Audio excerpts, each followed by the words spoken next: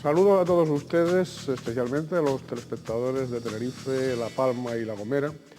Y hoy tenemos que damos muy a gusto la bienvenida a este programa a don Paulino Rivero Baute. Don Paulino, bienvenido. Muchas gracias. Bien, como ustedes saben, don Paulino es presidente de Coalición Canaria, también es portavoz del Grupo Parlamentario de Coalición Canaria en el Congreso de los Diputados, candidato a la presidencia del Gobierno de Canarias y alcalde de Sauzal, que todavía está ahí esa alcaldía. Bien, sí queremos recordarles a ustedes que Canal 8 es un canal amigo, es un canal de todos ustedes, es un canal que con una gran audiencia por parte de ustedes, el segundo en la provincia de Santa Cruz de Tenerife, tercero del archipiélago, un canal de 100% de capital canario, tinerfeño, y un canal pluralista.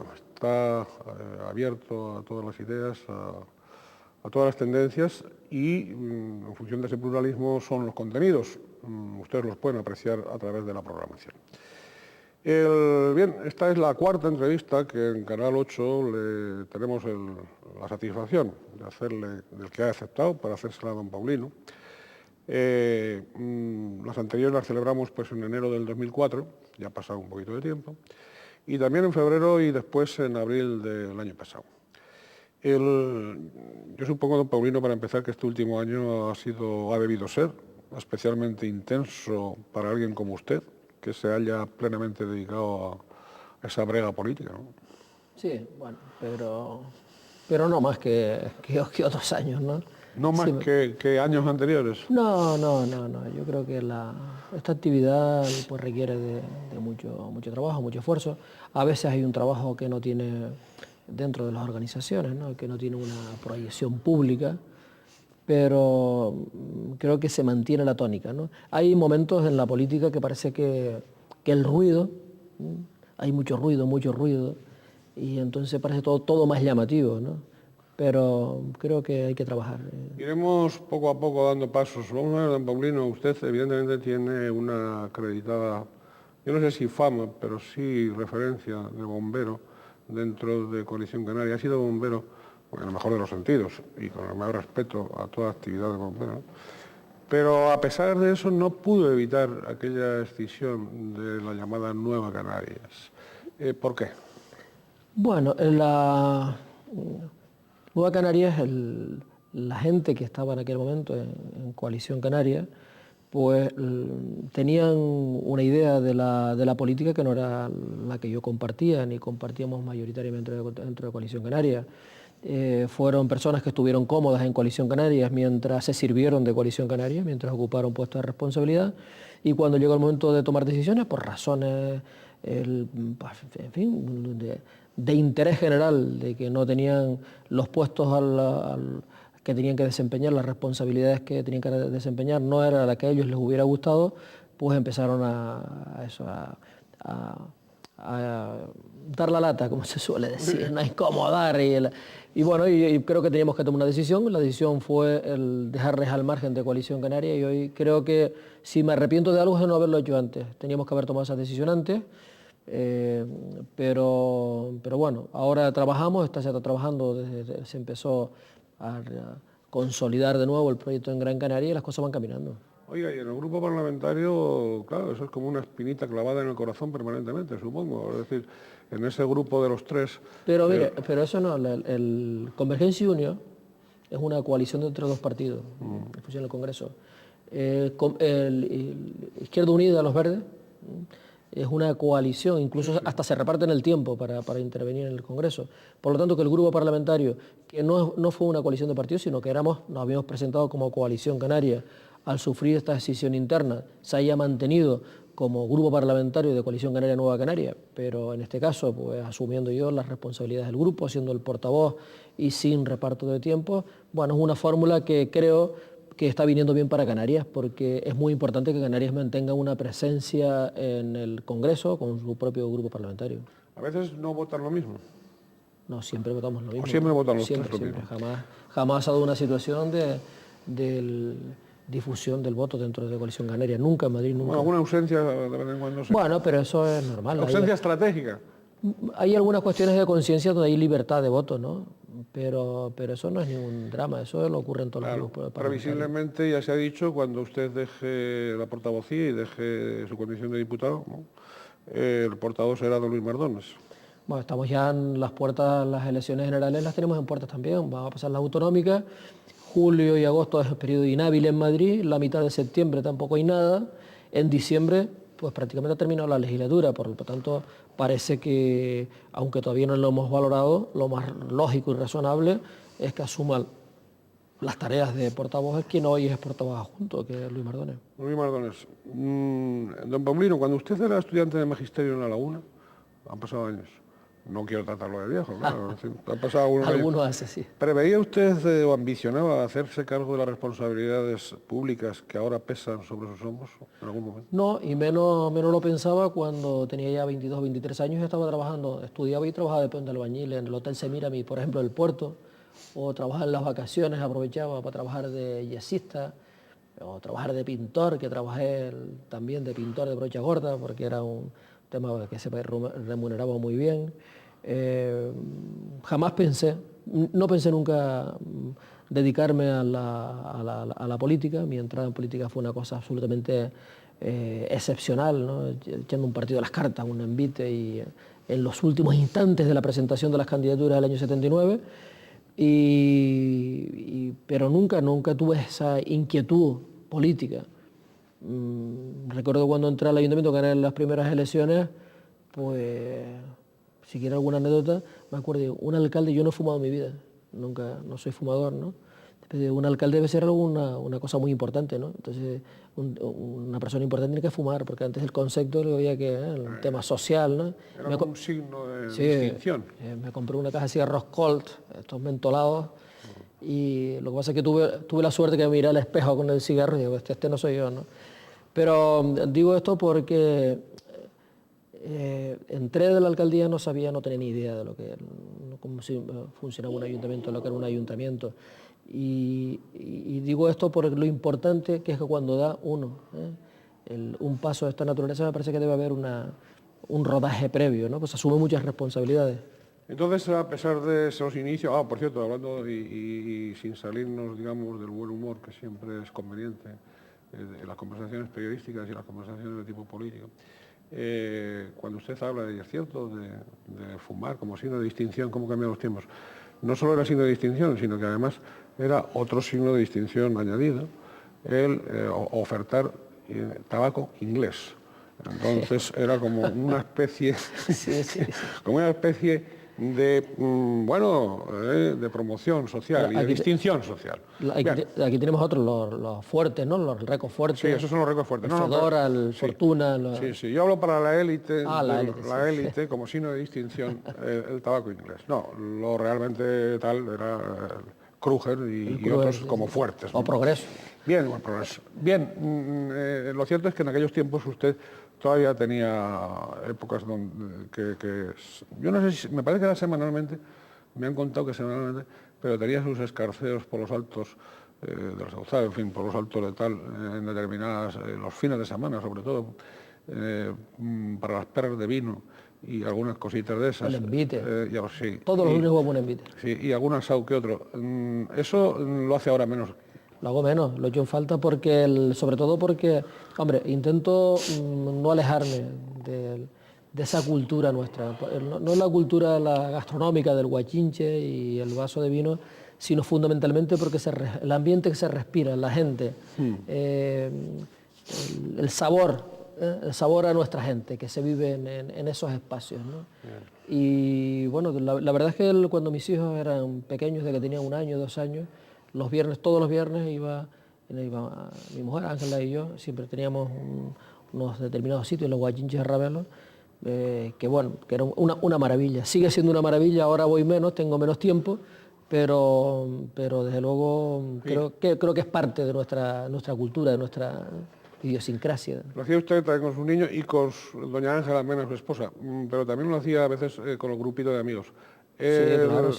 Un grupito de amigos veteranos de toda esa zona. Realmente, ¿quiénes han sido para usted los principales inductores? Digamos, ¿a quiénes reconocería usted como principales valedores de ese recorrido político suyo? Pues la verdad que la persona que más pesó fue aquella que me fue a buscar el día que estaba jugando un envite, cuando estaba a horas de cerrarse el proceso del cierre de listas de las elecciones del 79, Carmelo Brito Villalba, que era por aquel entonces el director de la Caja de Ahorros del Sausal, y fue el que me introdujo en el tema de la política, ¿no? Y a partir de ahí, pues lo que ha sido es trabajo, dedicación, esfuerzo, un poco de suerte, porque todas las cosas en la vida también tienen un poco de suerte, y quizá el reconocimiento de mis vecinos, ¿no? del trabajo, porque no depende uno de las personas, depende del respaldo que tenga detrás. Y siempre la verdad que he tenido mucha fortuna en la vida en ese sentido, ¿no? He sentido el reconocimiento a mi trabajo, al esfuerzo y bueno. Don Paulino, ¿qué ha buscado usted a través de la política? Y más en concreto, ¿ha conseguido hasta el momento aquello que ha buscado? Bueno, he buscado en la política cuando me di cuenta de lo que se podía hacer. Mi primera tarea fue en el ayuntamiento, ¿no? Sí. Y cuando uno se da cuenta que tiene un instrumento muy potente para mejorar las condiciones de vida de su entorno, de los vecinos, eso no, digamos que tiene un valor impresionante, lo que significa estar cerca de los problemas de la gente, el ver que uno con sus ideas, con las aportaciones de los compañeros, pues se va mejorando los equipamientos, las infraestructuras, que se puede conseguir mejorar en definitiva el entorno donde uno vive, eso produce una gran satisfacción. Y luego el cabildo tiene otra dimensión, ya se aleja uno, no tiene la presión del vecino tan próxima, le permite planificar en el medio y largo plazo. Es una tarea preciosa, ¿no? El cabildo, sobre todo el cabildo de Tenerife, un cabildo muy bien organizado. Yo estuve 13 años en el cabildo y para mí era la institución de referencia. Siempre pensé que ese era mi lugar para estar y a ver si alguna vez tenía posibilidades de presidir el Cabildo de Tenerife. Me parecía el más alto honor, ¿no? Ser el presidente del Cabildo de Tenerife. Pero luego vino en el 96, pues las elecciones generales y el partido, la organización entendió que tenía que ir a Madrid de diputado, ¿no? Se presentaba por Coalición Canaria, por la provincia oriental, José Carlos Mauricio, y parece que era necesario que hubiera una especie de equilibrio dentro del grupo parlamentario en Madrid. Yo era el secretario general del partido para aquel entonces en Tenerife, y parecía que era la persona que podía ayudar a equilibrar eso. Y la verdad es que ha sido uno de los aciertos mayores, aunque me costó lágrimas haber aceptado ir a Madrid, ¿no? En aquel momento, mis hijos pequeños, me costó despegarme, pero Canarias se le ve mejor desde fuera. Aprendí a ver Canarias desde fuera. Creo que esa visión que se tiene cuando uno está fuera... ¿Cómo ve usted, cómo ha visto usted y cómo sigue viendo a Canarias desde fuera? ¿Cómo la veo desde fuera? Veo una tierra que es desde el punto de vista de sus condiciones de clima, de paisaje, de calidad de vida, comparativamente es un lugar extraordinario para vivir, que uno añora para echa de menos para vivir, pero veo una tierra que precisamente porque tiene unas circunstancias especiales, ser un archipiélago alejado, con una dependencia muy importante solamente de un sector como es el tema del turismo, que tenemos que pelear mucho para salir para adelante, ¿no? Y que a veces eso no se ve de fuera, a veces de fuera solo creen que esto es un paraíso, pero no se dan cuenta que aquí pasamos muchas dificultades, que hay muchos inconvenientes que hay que solventar, que vienen dados por esas condiciones adversas que tenemos desde el punto de vista de la orografía y la distancia, ¿no? Pero creo que si me quedara con algo de cómo la veo de fuera es la tristeza que da cuando vemos que nos peleamos entre nosotros, entre los canarios, ¿no? Cuando las tonterías de una isla, si desde Gran Canaria, si de Tenerife de Gran Canaria, porque... ¿Pleito? Sí, el famoso pleito, ¿no? El famoso pleito que yo creo que obedece más a un conjunto de intereses mediáticas, empresariales, porque no está en el sentimiento del pueblo, salvo los temas del carnaval y del de fútbol. Y fuera lo que sí se da cuenta uno cuando está fuera, no está pensando, no está trabajando si es de Tenerife, si es de Gran Canaria, está trabajando para Canarias. Nunca, no tiene uno dudas, no hay confusión para lo que se trabaja, ¿no? Es para Canarias. Y eso es un elemento desde el punto de vista de motivación extraordinario, ¿eh? El que es ver uno que es útil, el esfuerzo que uno hace y se consiguen cosas para mejorar Canarias. Cuando usted ahora ve que estos últimos días, es decir, ha sido cosa de una semana todo, o de 10 días, vamos, como máximo, que se producen, digamos, nombramientos, promociones hacia Madrid y sobre todo hacia el ámbito de toda España, ¿no? Estoy hablando de don Santiago González, director de Radio Nacional de España, estoy hablando del secretario de Estado de Justicia, don Julio Pérez, estoy hablando de la nueva, vamos, recién nombrada, también para alto cargo del Ministerio de Justicia, hasta ahora secretaria general de la Delegación del Gobierno. Cuando ve usted, cuando siente eso, esos nombramientos y esas promociones, esa capacidad de que los canarios en Madrid ocupen esos cargos de relevancia estatal, ¿qué sentimiento le surge? Satisfacción. Satisfacción. Además, los canarios tenemos que estar... Nosotros tenemos, como decía antes, tenemos necesidades diferentes a las del territorio continental y será mucho más fácil que nos entiendan si los canarios tenemos presencia en los centros de decisión del ámbito del Estado, sean económicos, sean comerciales, sean mediáticos, sean políticos. Creo que eso es bueno para Canarias. Por eso para mí un nombramiento como el de Santiago González, pues por una parte creo que es una pérdida para una televisión como la Televisión Canaria, pero por otra parte me parece que es tan importante, tan relevante ese cargo de director general, director de Radio Nacional de España, y que hay una persona que es sensible con los problemas de nuestra tierra. Yo espero, desde luego, que eso nos ayude un poquitito. Las cosas no son decisivas, todos los problemas no los va a arreglar una decisión, pero suma. Si en lo político estamos batallando en el Senado y en el Congreso, pues defendiendo los temas, las singularidades de Canarias. Si desde el punto de vista gastronómico tenemos colocado en Madrid pues algunos restaurantes de comida canaria, si nuestras cajas tienen presencia en Madrid, si la cultura canaria tiene presencia en Madrid, si determinados líderes de audiencia en el mundo de la comunicación hoy están trabajando en cadenas en Madrid, si en un medio de comunicación tan potente como Radio Nacional de España podemos tener un canario que también, yo creo que el canario que está identificado con su tierra, claro que no que reniegue de Canarias, ¿no? Algunos han ido y bueno... ¿Hay algunos que también se han olvidado? Sí, yo creo que ha habido gente que es una pena, ¿no? Que se ha podido hacer un trabajo más de generar esa conciencia por el respeto a nuestras cosas, por lo que significa Canarias y no se ha hecho, ¿no?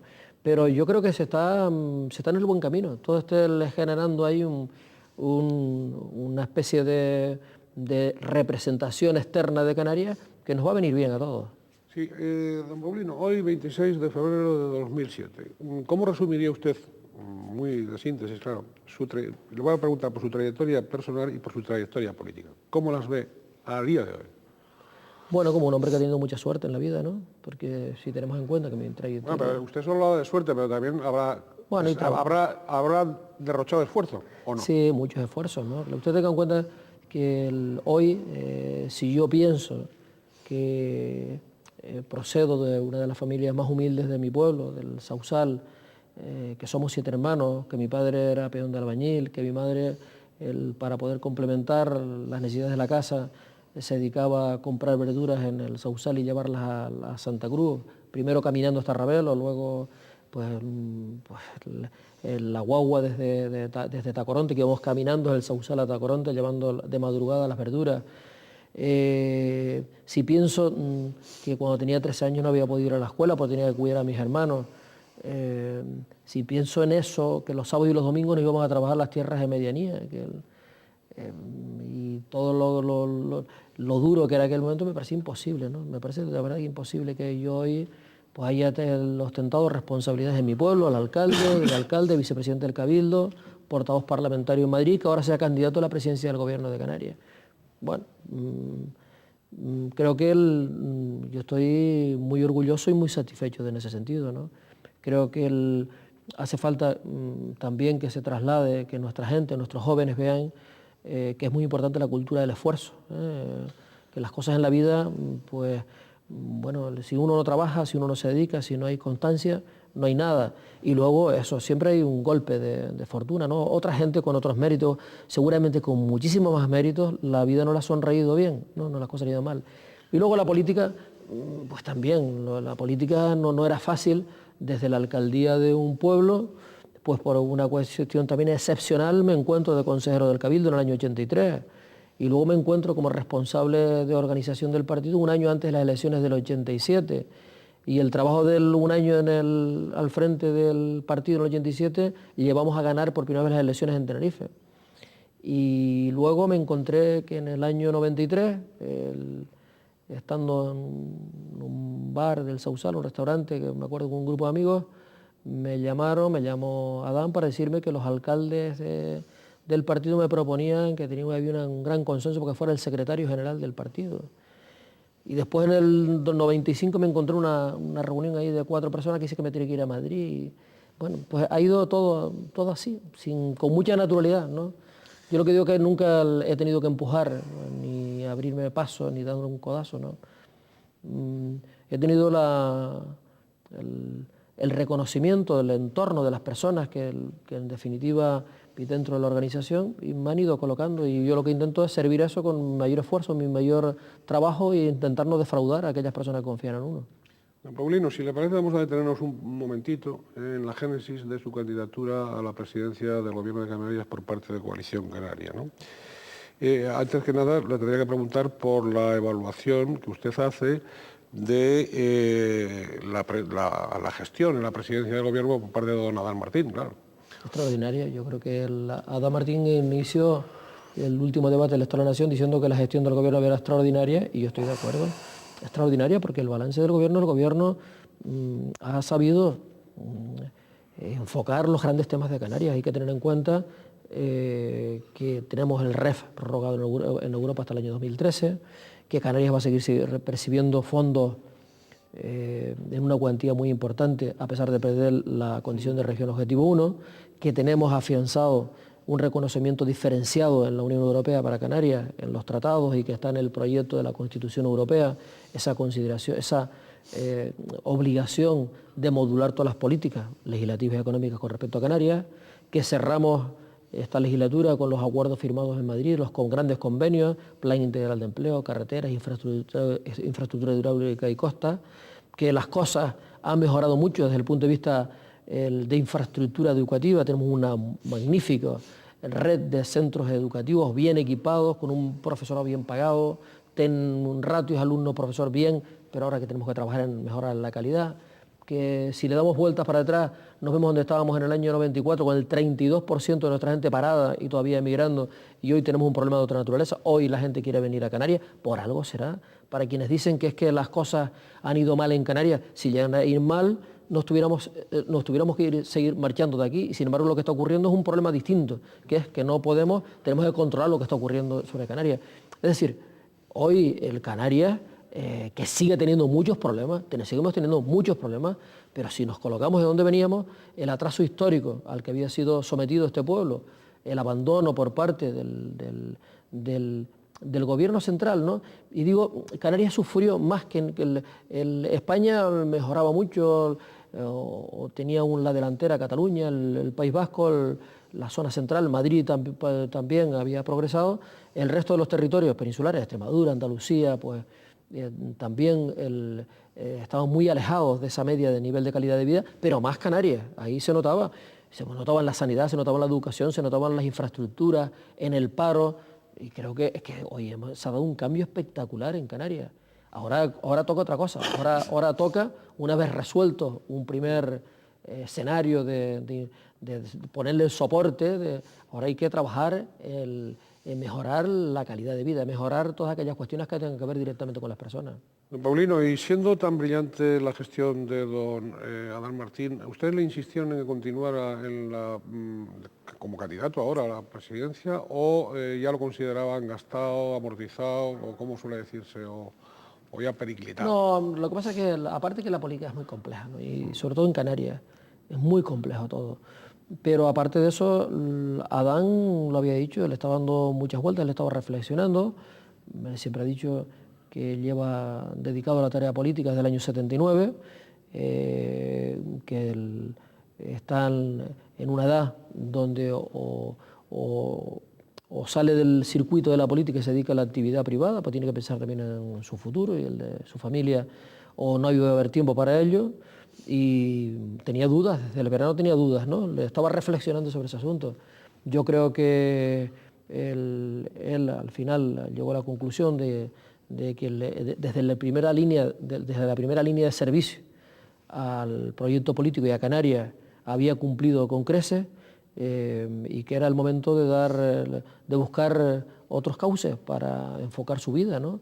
Y esto no quiere decir que no vaya a estar firme, trabajando en defensa de nuestro proyecto de Canarias, de nuestra organización. Estará, Adán, contamos con él porque Adán es una de las cabezas más ordenadas y más brillantes que tenemos en Canarias. No se puede tirar por la borda el caudal de conocimientos de Adán.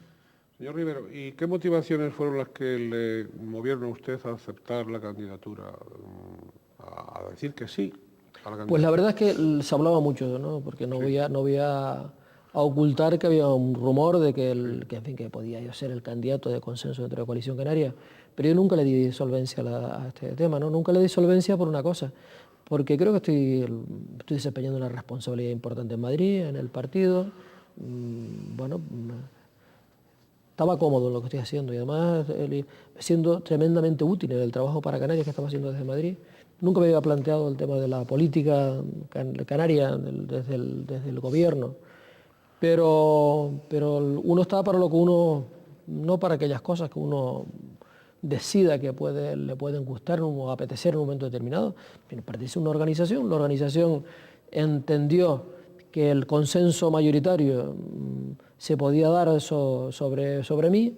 Estamos en un momento donde no nos podemos permitir estar desgastando fuerzas con diferencias internas. Me nominaron candidato y aquí estoy con todas las ganas, con toda la fuerza, con toda la energía que pueda tener y con todo el entusiasmo para conseguir un buen resultado electoral que nos permita que Canarias siga siendo gobernada por los nacionalistas. Iremos viendo, dando pasos en esa averiguación de las propuestas que van a hacer, de los puntos que van a defender, iremos ahora a continuación. Pero antes yo sí quería, usted sabe muy bien que ha habido determinadas plumas, determinadas voces, bueno, que han dicho poco menos que usted había estado ahí detrás conspirando para lograr esa candidatura, que usted había estado dando, yo qué sé, haciendo cosas raras. No me conocen. No me conocen. Es que hay mucha gente haciendo muchas cosas raras. Es decir, ¿usted realmente tenía tiempo para todo eso? Digo, para ese tipo de conspiraciones. No, yo tengo tiempo para trabajar, tengo tiempo para levantarme por la mañana y ir a correr un rato a las 5:30 de la mañana. ¿Una hora, no? Sí, una hora y cuarto. Tengo tiempo busco el tiempo para no perder el hábito, de que ahora cada día es más difícil, porque mis hijos, pues, por las razones de estudio, están fuera, pero para estar en el entorno de nuestra familia y salir juntos. Tengo el tiempo para jugarme el partidito de fútbol sala los domingos por la mañana, para ir a ver al Tenerife, pero yo no es que hay gente que pierde el tiempo en esas famosas conspiraciones y haciendo la política de las estrellitas, ¿no? Y yo nunca he sido partidario. La política hay que hacerla donde hay que hacerla, ¿no? En las instituciones trabajando y en el partido, en los órganos del partido.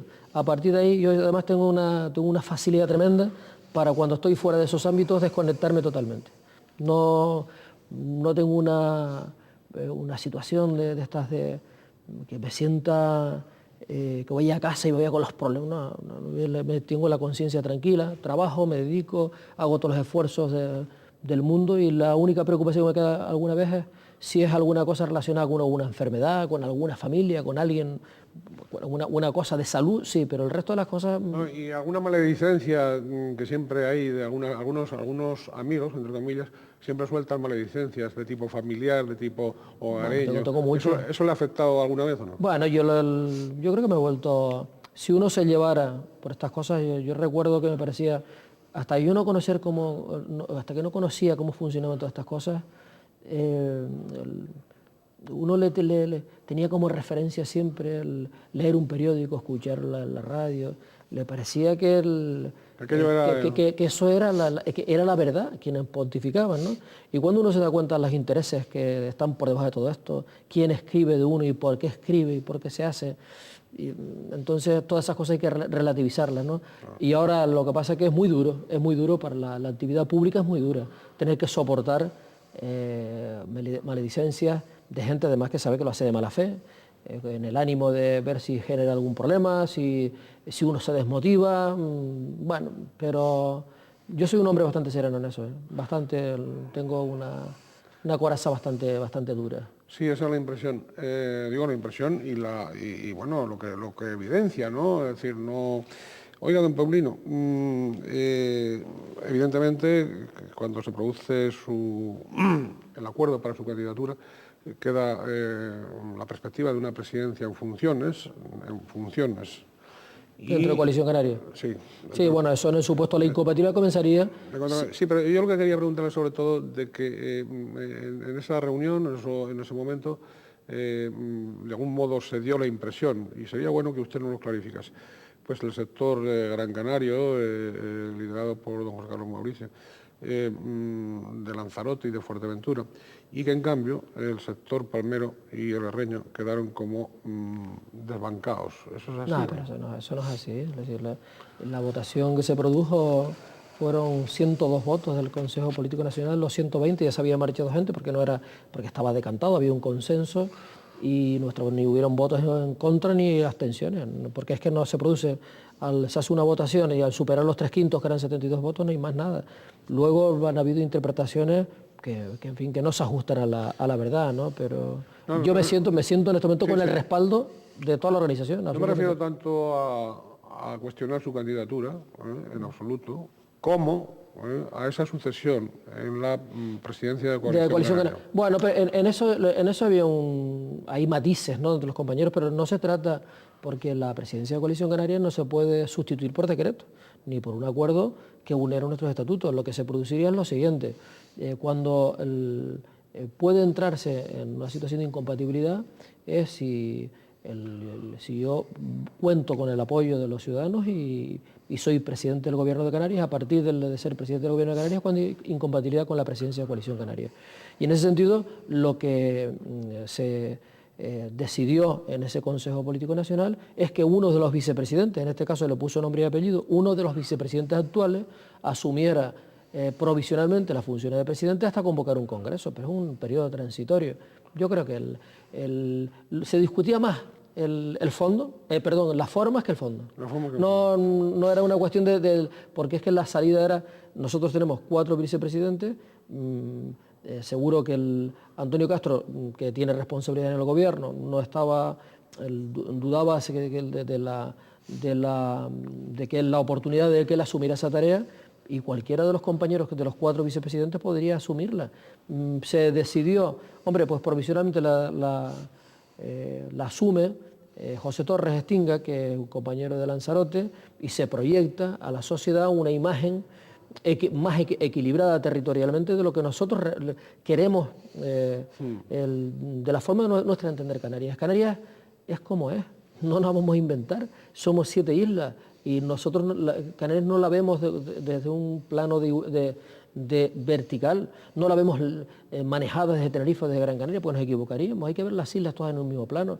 Y si nosotros proyectamos en una decisión que el candidato a la presidencia del gobierno es Paulino Rivero, que nació en el Sausal, que es un pueblo de Tenerife, y la candidata a la vicepresidencia del gobierno es María del Mar Julio, que es de Gran Canaria, y si el presidente accidental de la Coalición Canaria es un compañero de Lanzarote, estamos proyectando una imagen de equilibrios territoriales, que es bueno. Eso no es que entendemos Canarias así, creemos que es bueno. Don Paulino, usted habla del concepto horizontal, no del concepto vertical de otros partidos.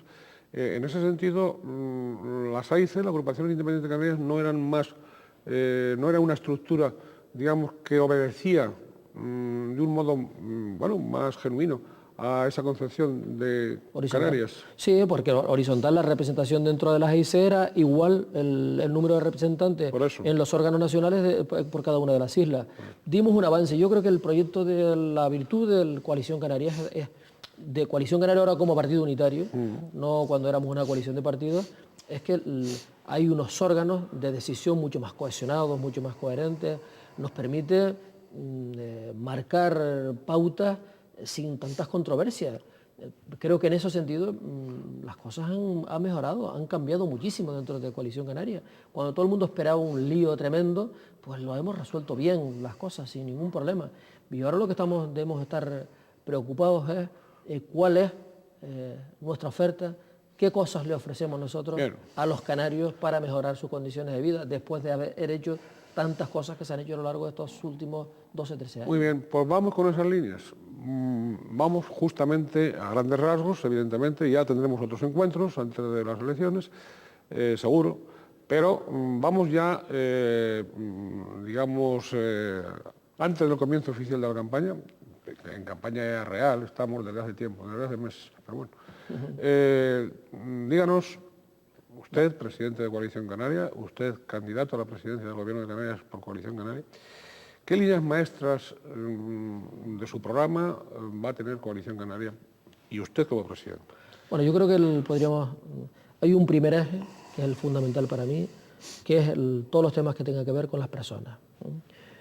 Hemos trabajado para crear un nivel básico de cosas, pero ahora hay que dar un salto de calidad en estas cuestiones. Por ejemplo, la educación es un tema fundamental para una sociedad. La educación, además, los resultados de la educación no se ven electoralmente, no se ven en una legislatura, hay que verlos a más a medio y largo plazo. Pero qué duda cabe que todo lo que hemos creado, toda esa infraestructura a la que antes me refería, todos los equipamientos de centros escolares, la calidad de nuestros profesores, los ratios de el alumno-profesor, eso no se está viendo reflejado en los resultados educativos. Algo está fallando. Hay una primera gran apuesta que es hacer una reflexión con la comunidad escolar para ver en qué cosas estamos fallando para corregir y mejorar la calidad de la formación de nuestra gente. La formación profesional tiene que ser una asignatura que todavía tampoco hemos adecuado a las necesidades que tiene la sociedad de hoy. Hay muchos cursos, mucha formación, pero no hay una salida estable de trabajo. Hay que profundizar en la formación profesional. La sanidad, la revolución de la sanidad en Canarias es espectacular. Hay quienes critican solamente los aspectos negativos con relación a la sanidad. Para mí es desgarrador ver que una familia tiene que esperar 8 o 9 meses para que sea atendido un familiar que tiene que ser objeto de una operación, pero tenemos que darnos cuenta que hace 12 años todavía teníamos los pañuelos, los coches con el pañuelo por fuera para llevar a un enfermo al hospital, no teníamos hospitales comarcales, no teníamos centros de atención comarcalizada, ni ambulatorios o centros periféricos. Bueno, aquí hemos dado un salto, pero tenemos que acabar con las listas de espera. Ese tiene que ser un tema importante. El acceso a la vivienda pública, fundamentalmente para los jóvenes. El año pasado pudieron acceder 10.000 jóvenes a las viviendas de protección oficial. Bueno, por eso tenemos el objetivo de que en la próxima legislatura sean 50.000 los jóvenes canarios que puedan acceder a una vivienda con una ayuda para la entrada de la adquisición de la entrada y con la hipoteca correspondiente. El acceso al trabajo. Estamos hablando de las cosas que tienen que ver con las personas.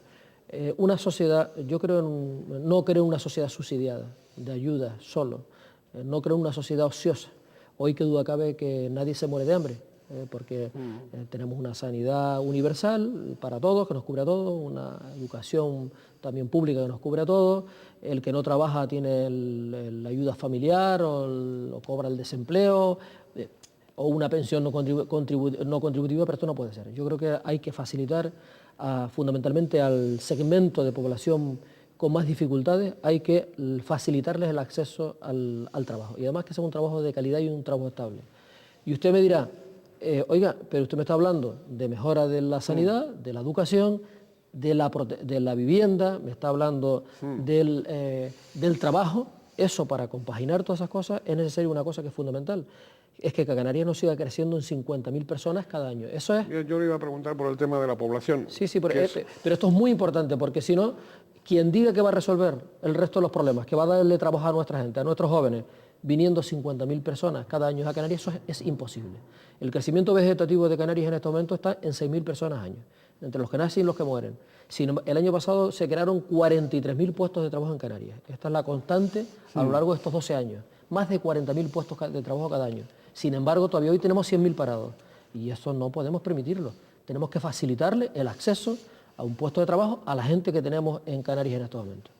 Otros problemas que tienen que ser eje de nuestro programa electoral, la inmigración. La inmigración yo quería preguntarle, la inmigración irregular sobre todo, la Unión Europea parece que... No, primero el Estado, el último acaba de aprobarse 9 millones de euros para Canarias. Sí. Para todas las comunidades autónomas que acojan menores. Me corresponde, usted acaba de anunciar pues, la inminente llegada a las islas de más inmigrantes en cayucos, ahora, a finales de febrero. Los tendremos en marzo de nuevo. Sí. La UE, por su parte, ya ha anunciado que va a dar menos dinero para Frontex, para las fronteras exteriores. ¿Cuál tendría que ser, a su juicio, la política estatal y la política de la Unión Europea y la política canaria en cuanto a la inmigración? Mira, la política de inmigración es una política de Estado.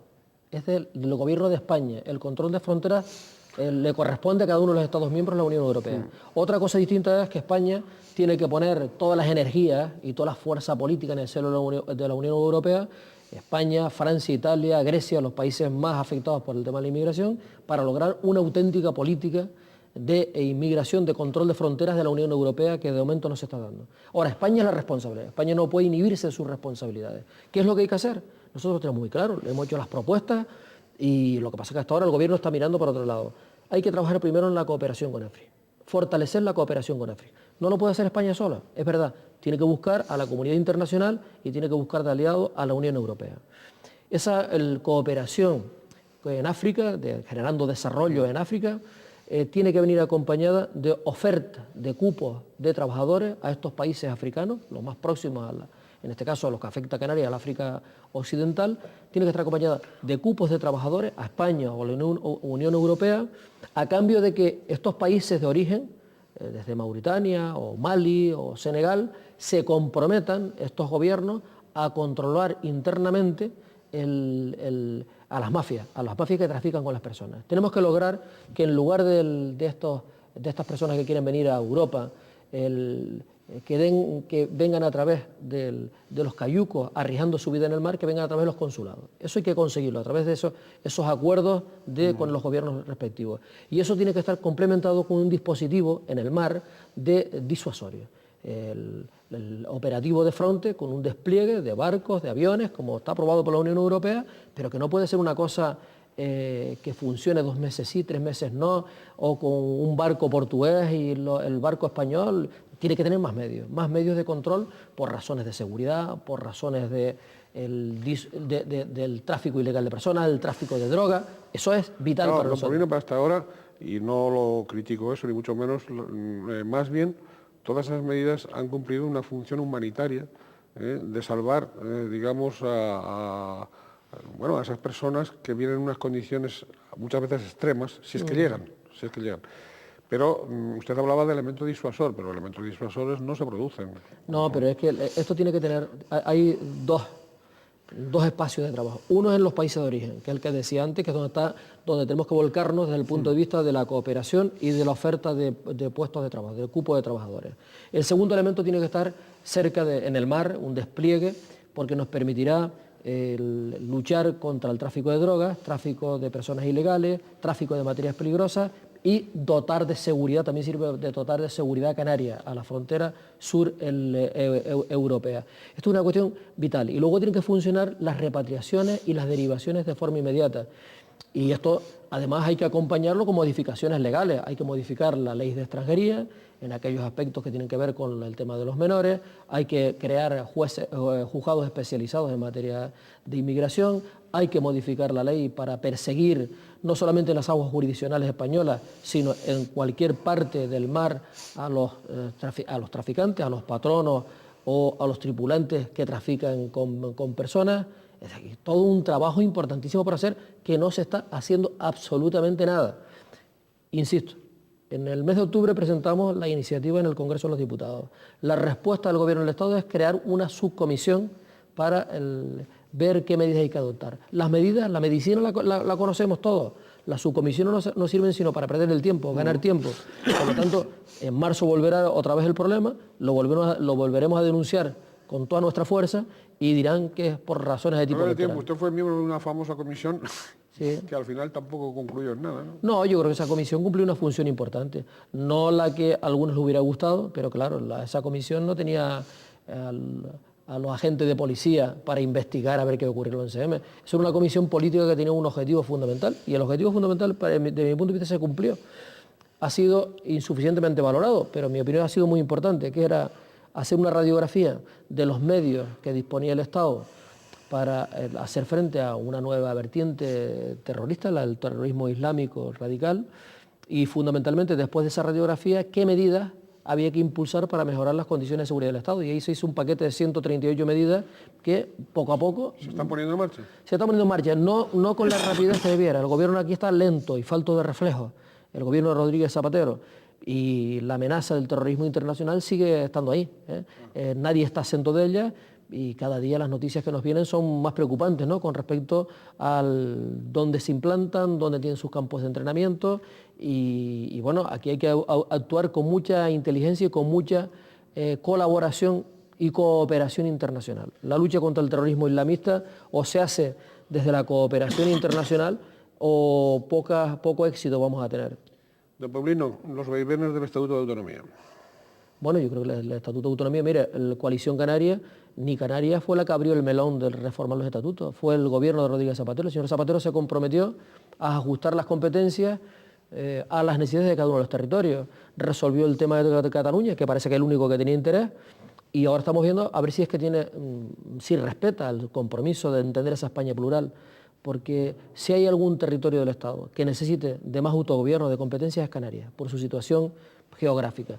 Y es verdad que con el tema del estatuto, bueno, pues no se va a producir una movilización de la gente, del pueblo, pero porque no le hemos sabido explicar que el estatuto significa, pues por ejemplo, la garantía para que en Canarias se pague un 5% de IGIC y no un 16% de IVA, es garantizar que nuestro REF no pueda ser modificado en Madrid, o no le hemos sabido explicar que del estatuto se deriva que en Canarias hay un precio diferenciado de las gasolinas y que queremos que eso permanezca en el tiempo y que no lo puedan alterar directamente. Ya nos estamos aproximando cada vez más, ¿eh? Sí, pero bueno, existen diferencias. El estatuto posibilita que aquí se pueda subvencionar el transporte, tanto de mercancías como el tema de los pasajeros. El estatuto posibilita que podamos gestionar nuestros aeropuertos, que son aeropuertos que generan muchos beneficios. El estatuto posibilita que podamos impedir que se lleven a cabo prospecciones petrolíferas y que esos recursos, eso lo que dé de la extracción de esos recursos naturales, vuelen en favor de las multinacionales y que Canarias no tenga participación. El estatuto significa que tengamos el control de nuestro mar, que se defina nuestro mar, que el mar que está entre las islas es mar de España, mar canario, por lo tanto, y que pues, tenemos capacidad del control de los recursos que están en ese mar, que ahora mismo, a partir de las 12 millas entre una isla y otra, son aguas internacionales. Es decir, el estatuto es un instrumento útil para seguir avanzando social y económicamente. Que decir tiene que si hablamos del estatuto como que posibilita las relaciones con los países del África más cercanas, si queremos además que Canarias juegue ese papel de cabeza de puente hacia África, entre España y Europa, pues ese instrumento, esa herramienta nos lo da el Estatuto de Autonomía. Pero yo hoy no soy optimista, yo creo que Zapatero nos ha engañado en ese asunto, ha engañado a todos los españoles y ha impulsado las reformas estatutarias solo para beneficiar a Cataluña y solo para asegurarse él una mayoría política estable en Madrid. Oiga, todavía faltan en este momento por definirse las candidaturas dentro de Coalición Canaria, quiero decir, tanto al Cabildo Insular de Tenerife como al Ayuntamiento de Santa Cruz de Tenerife. En ambos casos da la impresión de que va a ser, por un lado, don Ricardo Melchor y por otro lado, don Miguel Cerol. Yo supongo que a usted le habrá sabido a gloria esa última declaración que acaba de hacer don Miguel, según la cual usted le va a dar un baño al señor López Aguilar y que no le va a durar a usted ni un asalto. ¿Cómo le ha sentado? No será por tamaño, que tamaño es mayor que yo, ¿eh? Sí, pero en la lucha canaria usted sabe que no gana mayor. Bueno, yo tengo una... que sabe hacer mejor. Sí, yo tengo una buena relación con mis compañeros, ¿no? Y con Miguel tengo una buena relación. Siempre históricamente se ha dicho. ¿No ha habido tensiones a veces? Es que nada, ninguna tensión. Lo que pasa es que hay gente empeñada en echarnos a pelear, ¿no? Pero yo no, cuando uno no, o si entre dos, si uno no quiere, no hay pelea. Claro, está claro. Pero oiga, don Paulino, yo que no tengo ningún interés en echarlos a pelear, ni a ustedes ni a nadie. Es decir, porque además me parece que las peleas no conducen a nada. Pero usted cuando dijo que don Miguel no se presentaba a la alcaldía y después al día siguiente dice que sí, ¿no se equivocó usted ahí? No, pero vamos a ver, cuando yo dije que Miguel no se... Estamos hablando de un escenario distinto, diferente. Y yo no lo dije por generar ningún conflicto, ningún problema. Es que lo habíamos hablado, Miguel y yo, estamos buscando... Miguel es un hombre muy importante dentro de la organización, habíamos pensado en nuevas responsabilidades para Miguel Serolo y que íbamos a producir un proceso de renovación en la lista de Santa Cruz. Pero sucedió lo que sucedió que se produce el famoso asunto de las Teresitas, y Miguel, con buen criterio, con el respaldo del partido, dice: ahora voy a defender este asunto porque esta es un expediente, esto es una decisión del ayuntamiento que se ajusta a la legalidad. La recuperación de la playa de las Teresitas es lo que quería el pueblo de Santa Cruz y yo voy a defender esto y vamos a demostrar que esto ha sido una gestión limpia por parte del ayuntamiento. Y hasta que no demuestre que tenemos razón, voy a asumir el papel de, si el pueblo me apoya, de ser el alcalde de Santa Cruz. Y yo con mil amores, cambian las circunstancias y yo creo que cambian las condiciones, pero no pasa absolutamente nada.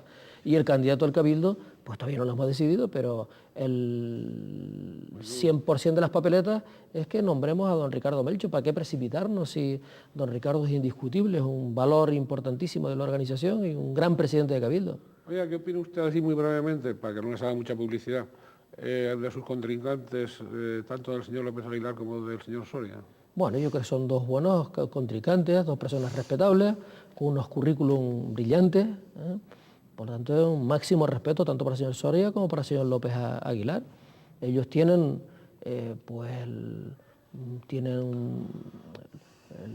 pertenecen a dos partidos de ámbito estatal, tienen muchas cosas a favor y tienen un hándicap, tienen una cosa en contra muy importante. Y yo creo que yo tengo una cosa a favor que no tienen ellos, que es que yo no tengo ningún tipo de cortapisas, yo no veo mediatizado mis objetivos para mejorar, para trabajar por las cosas de mi tierra, por las cosas de Canarias, no voy a estar sometido al gobierno de Madrid, al que sea, en los temas de seguridad, en los temas de inmigración, en los temas de control del crecimiento poblacional, en los temas de la necesidad de que Canarias tenga los recursos necesarios para afrontar el tema de la sanidad y que se compense el crecimiento poblacional. No me va a temblarme el pulso para seguir batallando con el tema de la inmigración irregular que nos lleva por los aeropuertos. Y ellos están condicionados a su partido de ámbito estatal. Por lo tanto, máximo respeto, máxima consideración. Yo creo que son dos buenos candidatos, pero harían para Madrid, cada uno sería un magnífico servidor de Madrid. Y yo voy a servir a los intereses de Canarias. ¿Usted está a favor de los pactos preelectorales? Me imagino que no. No. ¿De los postelectorales? No. ¿Con cuál de los dos pactaría más a gusto? Con ninguno, porque... más a gusto con ninguno. Después sí, ya veremos lo que dice la... Con menos disgusto, vaya, no, es que no he sabido preguntar. Con menos disgusto. Mire, los mejores gobiernos que han funcionado en Canarias son los gobiernos monocolor, con apoyo de algunos de los dos grandes partidos externos, pero los gobiernos monocolor, ¿no? Los partidos de ámbito estatal normalmente son un freno a nuestras iniciativas, a la exigencia al gobierno del Estado a que cumpla con Canarias, porque intentan modular, nos intenta modular, ¿no? Me gustaría más tener las manos libres, y las manos libres para reivindicar con claridad, sin ningún tipo de problema, los temas de Canarias, es no tener ese freno interior. Esperamos ser la primera fuerza política de Canarias y esperamos tener el apoyo de uno de ellos desde fuera, ¿no? ¿Con quién? Vamos a ver el resultado electoral. El escenario político español está muy abierto, ¿no? Por lo tanto, en 90 días es mucho tiempo. Vamos a esperar a cómo van cambiando las cosas, vamos a trabajar, vamos a explicarle a la gente lo que hemos hecho por Canarias, quién ha cambiado Canarias, qué ha significado el gran cambio de Canarias, que ha venido con el nacionalismo, y vamos a ver si logramos hacer entender a nuestra gente, a nuestro pueblo, que una fuerza política propia, una fuerza política nacionalista, es la garantía que en un tiempo de mucha esperanza e ilusión que se abre, pero también de muchas incertidumbres para Canarias, que todas esas incertidumbres se vayan despejando favorablemente y que no dejamos esto en manos de decisiones de fuera. Don Paulino, se nos va el tiempo. Antes comentaba usted al principio de la entrevista, o en los primeros tramos de la entrevista, su origen modesto, de una familia trabajadora del Sauzal, de 7 hermanos, con un padre peón de albañil. Usted llegó de niño a calzar lonas. Sí, claro. Y... No, pero un hermano mío, Andrés, lo llamamos el nevera, porque el nevera, porque siempre estaba descalzo y estaba helado de frío, me recuerdo como ahí. Bien. Las lonas además agujeradas por delante, no el agujero y el dedo gordo fuera. Por supuesto, ha calzado lonas. Ahora pisa moquetas del Congreso de los Diputados, pisa moquetas de ministerios, pisa moquetas, probablemente pisa la moqueta de la presidencia del Gobierno de Canarias, ¿no? ¿Se va a olvidar de las lonas? No, es que si me olvido de las lonas... No de aquellas lonas, que por supuesto eso lo acompañará siempre, sino de otros que siguen calzando lonas. No, es que creo que, vamos a ver, el éxito hasta ahora, de que las cosas me han ido bien en todas las responsabilidades que he desempeñado, en todas las elecciones a las que me he presentado, que he tenido respaldo, es precisamente de saber de dónde vengo, de saber a qué gente tengo que servir, de saber que hay que trabajar por una sociedad más justa, donde haya menos diferencias sociales y que no se avanza si producimos una sociedad fracturada. Entonces tenemos que ser una ciudad más igualitaria. Y para mí me ayuda mucho todas esas vivencias, sé lo duro y lo difícil para muchas familias, porque las he vivido en carne propia. Por lo tanto, para mí es un objetivo irrenunciable. Eso, usted me dirá, pues usted va a pensar solamente en eso, ¿y cómo se hace eso? Y todo el mundo habla de las empresas. Las empresas son muy importantes y voy a apostar por las empresas. Y voy a apostar por la empresa canaria. ¿Pero por 4 o 5 o por más? Por la empresa canaria, por la pequeña y mediana empresa canaria. Porque la actividad de negocio se reparta en Canarias. Y voy a pelear porque todo lo que pueda hacer la empresa canaria no lo haga la empresa de fuera. Ese va a ser un objetivo claro si soy presidente del Gobierno de Canarias. Si tengo el apoyo de los ciudadanos para ser presidente del Gobierno de Canarias.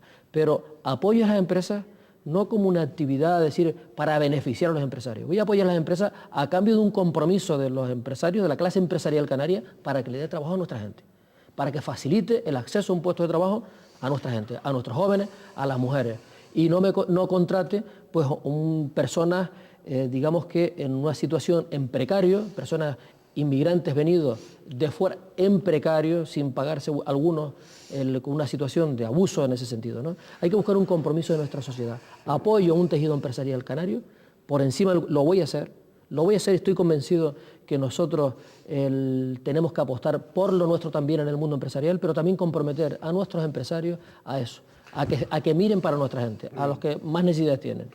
Batalle usted y batallen todos por que esa economía sumergida, 26% creo, la actividad económica de Canarias en este momento, algo realmente escandaloso. Subempleo, inestabilidad laboral, salarios bajísimos, 20% umbral de la pobreza. Bien, muchas gracias, don Paulino, muchas gracias a todos ustedes. ¿Ustedes se añadirán algo? Nada, darle las gracias a este canal, a Canal 8, por la oportunidad que nos dan de dirigirnos a todos los ciudadanos y bueno, vamos a trabajar. Contaremos con usted en otra ocasión, antes de que las urnas hablen, antes de que se pronuncien, para que nos explique probablemente pues, más en profundidad. No quiere decir que hoy haya en absoluto eludido ninguno de los temas que hemos servido le ha planteado, ni muchísimo menos, pero sí con más tiempo para que usted pueda profundizar y pueda transmitir a la ciudadanía isleña esa información que la ciudadanía necesita para hacerse una composición del lugar, para que nuestra gente sepa qué es lo que cada partido, cada fuerza política, cada candidato realmente, a lo que realmente se compromete, entre otras cosas para después pasarles factura. Porque las urnas es un crédito que se da, un apoyo, y después hay que pasar facturas si se cumple o no se cumple. Muchas gracias, don Paulino Rivera, muchas gracias a todos ustedes, y hasta un próximo programa, deseándoles como siempre que sean felices en la medida de lo posible. Siempre vamos a ser felices si nos aproximamos más, a los de abajo hacia los de arriba. No consiste el asunto en igualar de arriba abajo, sino igualar de abajo arriba. Y nada más, muchas gracias.